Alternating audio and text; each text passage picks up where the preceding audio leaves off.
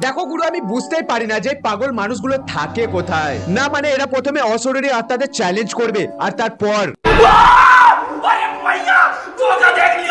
দেখো বন্ধুরা, এই সুন্দরী মেয়েটি মিরর চ্যালেঞ্জ গেমটি খেলছিল।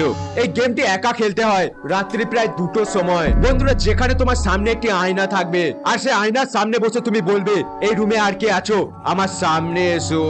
বন্ধুরা, এই সুন্দরী মেয়েটি সেই গেমটি খেলছিল আর সেটি তার ফোনের ক্যামেরাতে রেকর্ড করছিল। আর তারপর এই মহিলাটির সাথে যা হলো, মানে সিরিয়াসলি আপনারা নিজেরাই দেখুন।